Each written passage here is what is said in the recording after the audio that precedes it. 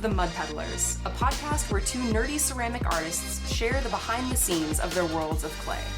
We're your hosts, Lindsey M Dillon. And I am Donte of Earth Nation. Today we're going to be talking about pricing. Yes, so in the last episode we talked about tables. Inevitably, as you start making ceramic artwork, you're going to hit a wall where you go, I have too much stuff and Grandma doesn't want any more of it, which is a hard world to accept because Graham wants everything, right?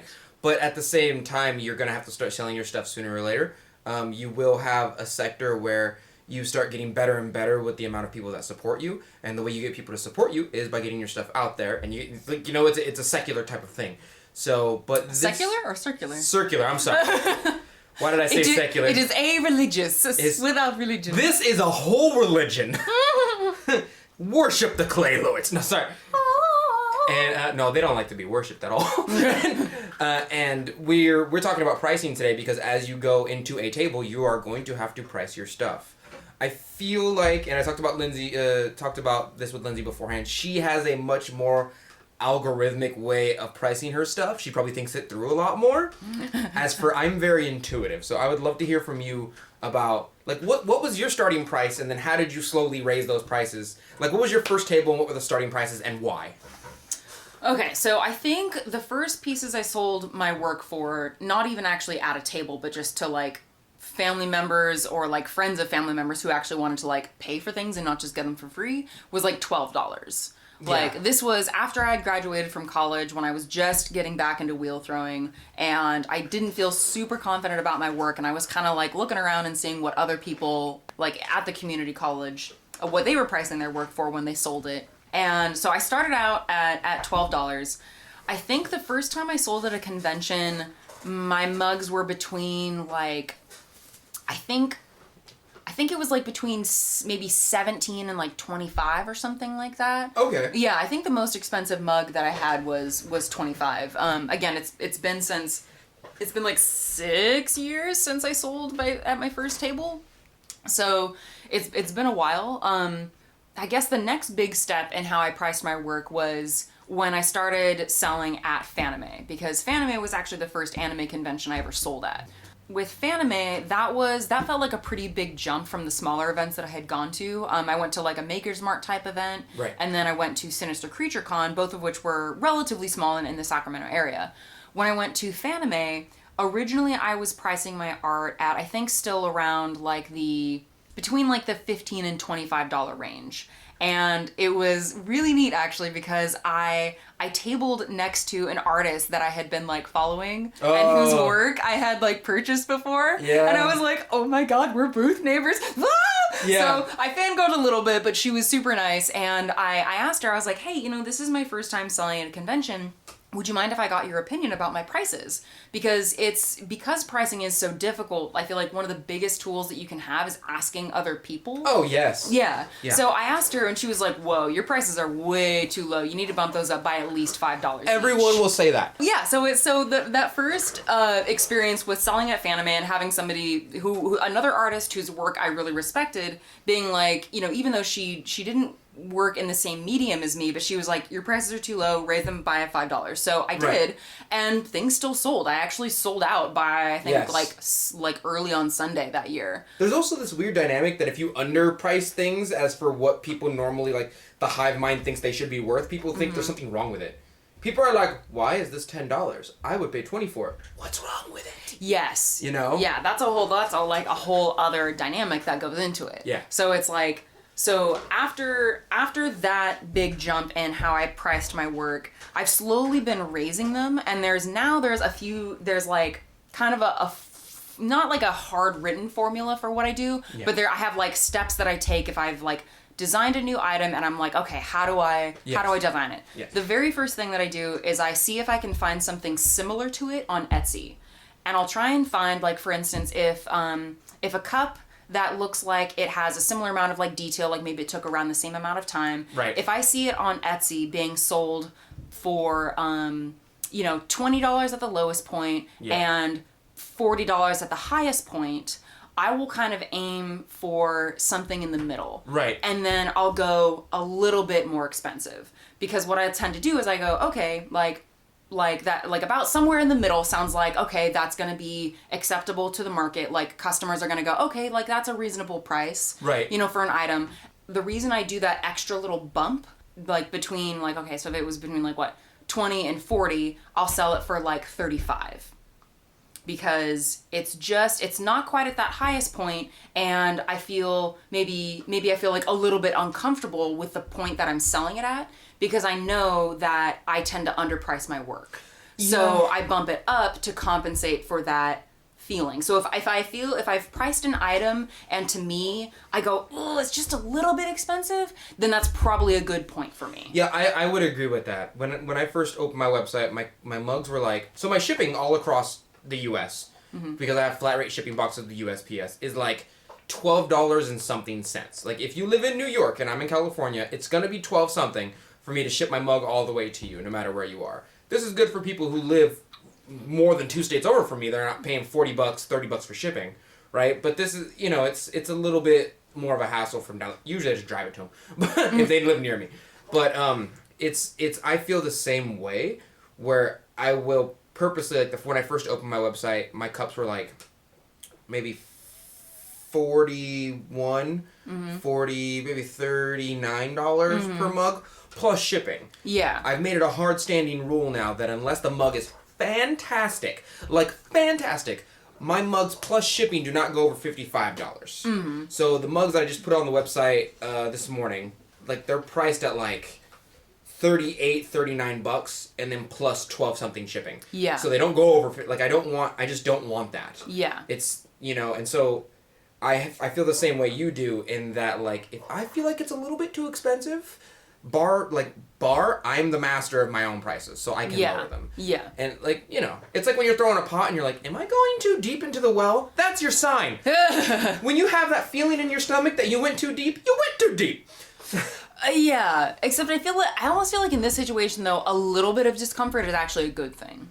Yeah, it could be a space for growth. So another thing that I will do after I've gone through the process of like looking at prices on Etsy is I will ask a number of different people. Yes. Within that group of people that I will ask people who are in my field, like I'll ask you. Yeah. You know, I'll ask other ceramic artists. I will also ask like friends who also go to anime conventions, or even like, you know, even like my mom sometimes, or like family members, people who aren't really connected with my world, right? Just to kind of get an outside opinion. I do that too a bit. Yeah. I do that with you know John the Potter. Oh yeah.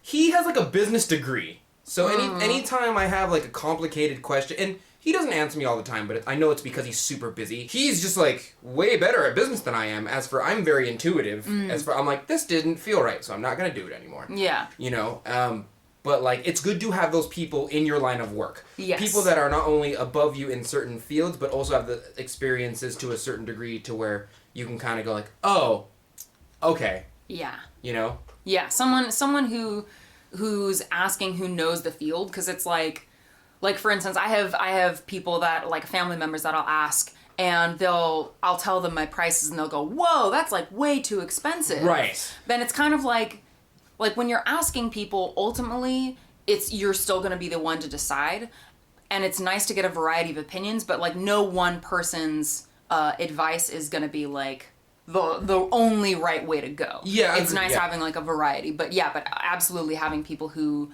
know what they're doing, who are experienced and are in the same field. Yeah, especially because like I have a I feel so weird saying this. I never thought I'd get into a point in my life where I'd say this, but like I have a tax guy. Yeah. And so, my tax guy is like, any donations that you make, you need to save the receipt. He was so mad at me for the first like year that I had him, because he'd be like, okay, I know you're an artist, I know you make donations. How many donations did you get? How much were they worth? Where's the paperwork? And I'd be like, oh, I didn't save it. And he's like, why?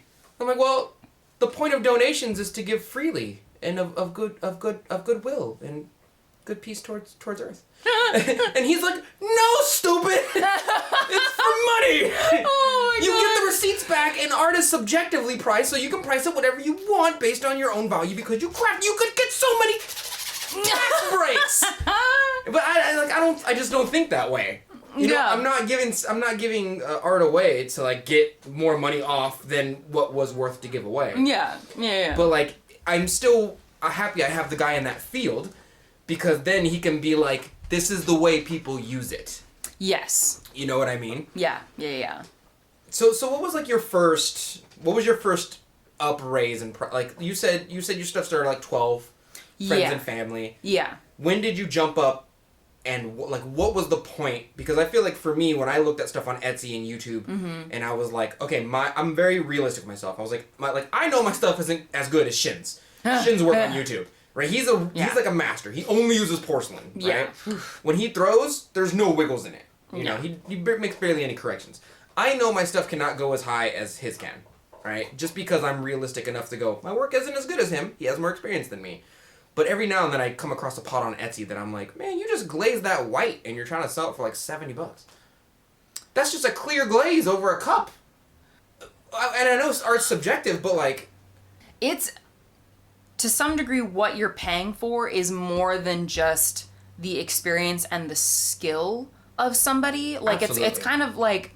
Absolutely. Yeah, because like just because something is simple doesn't mean that it's like not worth as much. Yeah, you know? I do seem to go the other way though, because like if I make a, and this might just be me, but when I make a cup, I make and not a mug, like a cup. Yeah. And when I make a cup, I price it probably like $10 less than I would a mug, and usually it comes in a set, so I sell 2 cups at a time. Yeah. Usually they're duplicates, but that's because the work that it went into attaching the handle and the drying process of the handle to the mug is so much less work that I basically threw a cup and trimmed it and called it a day. Some people don't even trim their stuff. Some people just like throw it and call it and let it dry and that's it. Yeah. And that's probably one of the easiest. It's a cylinder. You throw a cylinder and you cut it off, which is really easy. So that's why I price that stuff lower than a mug would. Yeah. Because I'm usually doing extra work for the mug. But that's just a small part of it. You know? Yeah. Like 20% of it maybe. I think, when I try and figure out the difference in price between like a cup, like a cylinder, and like a mug, right, and then something else, I kind of add basically around $5 for every extra step. Yeah, that's agreeable. Yeah. So now, and actually, one other thing too that I found out, because I was always kind of like, why? Like, what are some of the psychological reasons behind pricing things certain ways? And I found some research. Again, if I can find it, I'll post it. Do you have it in blue? Oh God. Is it in blue? Yes. Pretty much. It'll sell if it's in blue, ladies and gentlemen. Yes.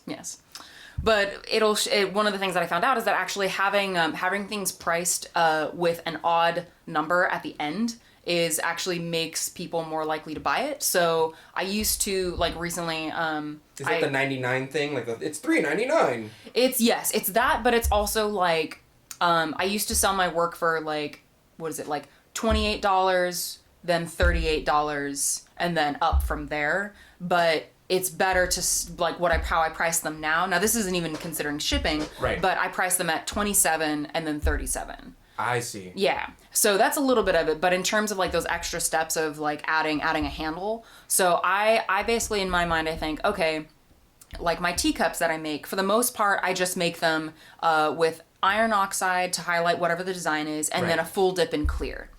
So that's okay, that's $27. For my mugs, a lot of the times I will do iron oxide on the design, then I'll put a wax resist, and then I'll dip it in a different thing. So you wax it over the iron? I wax it over the iron oxide, and then I'll dip it full in another color. Okay. And then also adding the handle. Right. So to me, it's extra $5 for the time for the design. For the design. Right. And then another $5 basically for the handle. For the handle, yeah. So it's upped by $10 each time. So here's what I think people are looking for here's what I think the more logical, complicated brain is looking for, right?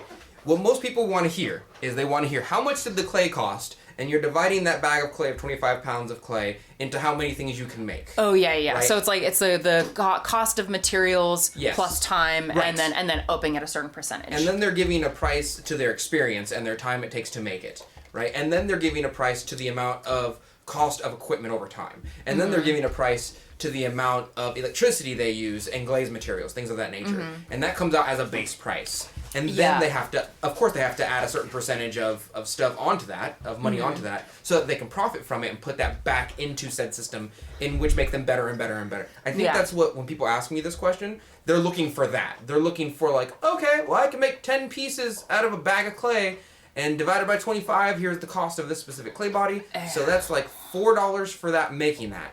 And the time to trim it, I add $2 on, and then the handle, I add $5. And then the cost of materials, I think that's what they're looking for. Yeah. But I don't do that.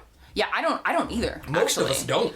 I can't speak for everybody, but like one of the reasons that I've had trouble with the formula of like cost of materials plus such and such is that, first of all, if I'm ordering, like for instance, when I order glaze materials, I'm ordering 15 different raw materials that I mix into 7 different glazes. That last forever. Of which 2 I have to make more often. So and then I also think, okay, like what is the cost for 1 dip of a mug? Right. And it's like, how do you calculate that? Yeah, like unless I had like a scale and like measured it before and after. And then you have to know how, like if you made 4 gallons of glaze in a 5-gallon bucket for space, of course, then like you'd have to be like, okay, well, how much glaze do I have left after 1 dip? Yes. And how do I divide that among 4 gallons? Yes. Yeah. And so it's just the pure math of it can be difficult. Like how you actually figure out all of those different layers of the cost of materials. Like if you're just looking at the bag of clay, that's one thing. Right. But all the other things that go into it, it's can be harder to calculate. And like if you're thinking, okay, how much does 1 kiln load cost to run? I love the kiln. Hold on, I'm not sponsored by Scud, okay? But I love the Kiln Master with the touch screens. Oh, this is so pretty. Right, because after you're done firing them with the touch screens, plenty of people who have this will tell you this. It tells you how much money you spent on electricity per firing. Mm-hmm. So my bisque load is like $10, $12 because I do a long one. Mm-hmm. But my glaze load's like $6. So for any of you that have naysaying spouses or parents or anything like that, aside from the cost of the kiln and the hookup, like they're like, oh my god, it's $50 every time you fire it. Not really. It's like leaving your dryer on for a long time, kind of. Yeah. Like they both run on elements. It's just the only difference is there's oatmeal brick in there to kind of keep the heat in. So you were saying that a lot of people are looking for a formulaic. They want concrete. Yeah. They want they really want numbers. Yeah. But I don't. You kind of, but not, like, I don't even. Yeah, I think I'm more so, like, my primary guide, I guess I should say, for how I price my work is, like, market expectations. Agreed. Yeah, because it's like, you can see both on Etsy and by other professional artists, like the mug that I bought from Mike Sinelli was, like, $65. Yes. And so you can kind of expect, like, there's already a setup and an expectation for how much a mug will be worth. Right. And I think that can help, like knowing that there is such a wide variety. I mean, like I've seen mugs priced for, they're basically functional sculptures and they sell for hundreds of dollars. Yeah. Oh, yeah, absolutely. So yeah. You're right. They are functional sculptures. Yeah. Yeah. And yeah, no, I've definitely seen pots. Etsy seems to kind of be the place. Especially with the brand name. I thought about going for Etsy for a second. Oh, yeah. Just because it carries such a name with it. It does, it does. When people say, like, do you sell your work? People don't ask, like, where do you sell your work? They ask, do you have an Etsy? Right, yeah. That's what they're asking. Yeah. Right? Maybe should that be a separate episode? Like, talking about how we decided to... I don't know, because I'd be hating things for no reason. And it's not like I hate Etsy. I don't, for some reason, I see a lot of art, I see a lot of art on there that is priced to like $70-$80 a mug, that I'm like, I know that's just shipping. Like, it says free shipping, and I'm highly aware the mug is probably like $50, and you have to pay out a certain amount to make it worth it. Yeah, that's actually... I feel so bad. Yeah. I mean, that's what I do for my mugs, because Etsy did recently have a big push where they're like, hey, we're really encouraging people to have free shipping. Here's how you price it to make up for it. It looks better.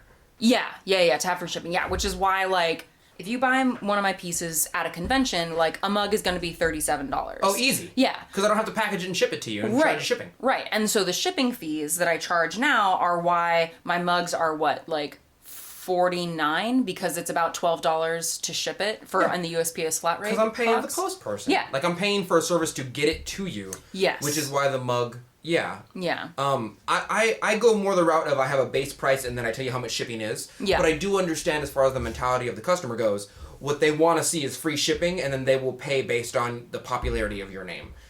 You know, so like, oh, I want Dante's work. I don't really care about the price. I have 20 extra bucks.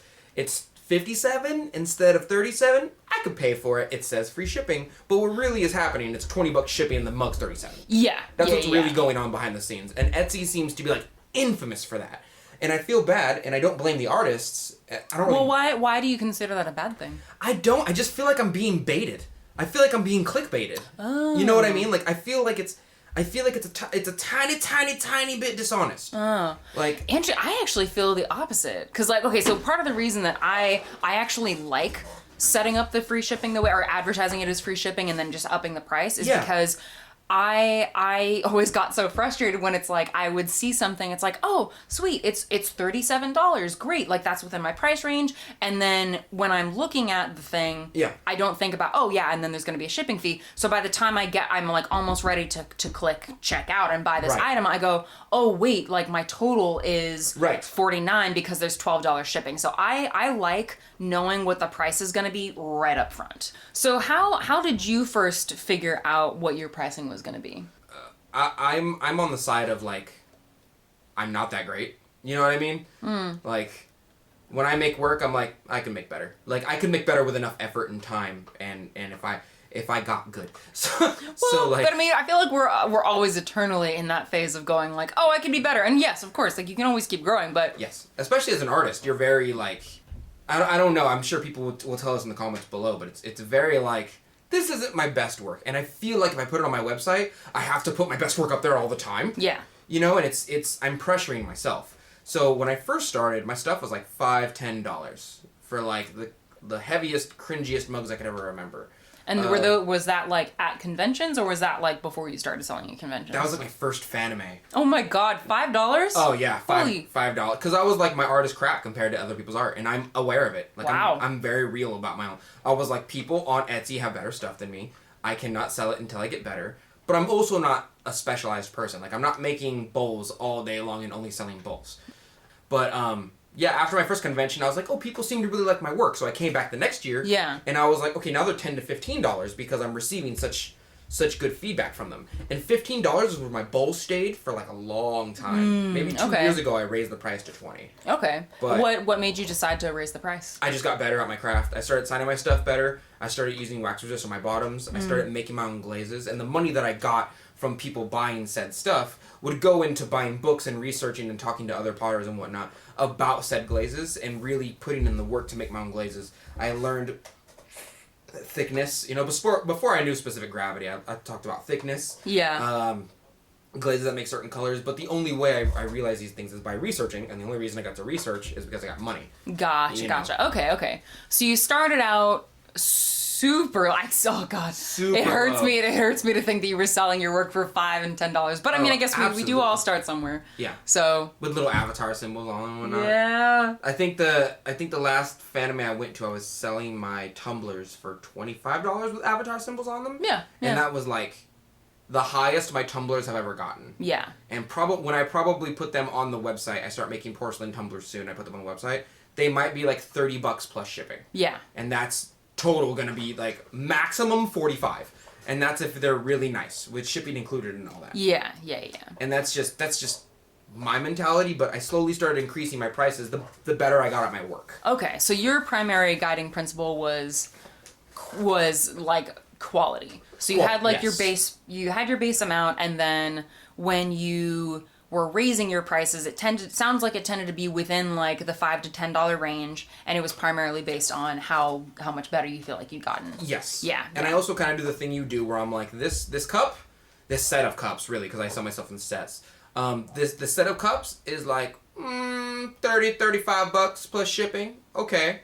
They don't have handles on them, but if they did, and it was a singular item, I'm going to add $5 to the individual price of that item and then sell it. Gotcha. Yeah. So you're taking into account the amount of time that it takes. Yeah. The amount of time and how many items. You know, that's just kind of what I do. Yeah. I do realize to a certain extent, as my boss pointed out earlier, he's a fantastic businessman. He was like, look, Dante, you don't need 10 people to buy your mugs for $30. What you need is 5 people to buy your mugs for $60. Huh? You don't have to reach out to that many. And I was like, oh, this sounds super cringy, bro. This sounds like I'm baiting people. He's like, but I'm right. He goes, when I sell a steak, it sells for $15. He goes, I don't need to sell it for $7 and have it be low quality. I need it to be higher quality and then have less people. Yes. This way I can turn over more tables and still make the same amount of money. And as long as you continue to grow, your name will grow with it and the prices can go up with your name. Not based on your quality of work, but of your popularity. And I was like, no, I'm just going to keep doing what I'm doing. Oh, man. No, that sounds cringy. Well, okay, so I'll push back a little bit to some degree. I'll push because okay. Yeah. Okay.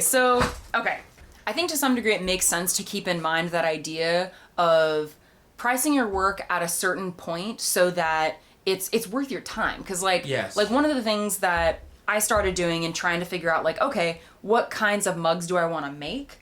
Like for one SAC anime, I made a bunch of really tiny, like kind of like sake glasses, sake cup. I remember those. Yeah. Because I thought, okay, like I want to have an item that's at a low enough price point that it's more about more people getting my work than it is about fewer numbers of people getting like higher priced items. I had that mentality as well. Yeah. What was interesting about that actually is that hardly any of them sold. That's insane to me. Yeah. Because I think it's like... It's not big maths, guys. It's quick maths. Yeah. Well, but it just shows that, like, to some degree, it's like, when this goes a little bit more into, like, overall how you want to run your business. Right. But, like, for me, because I'm not making work at a production level, like, I trim all of my pieces, there's a lot of time that goes into each individual mug. Of course. So, my business model is more about, like, what is it?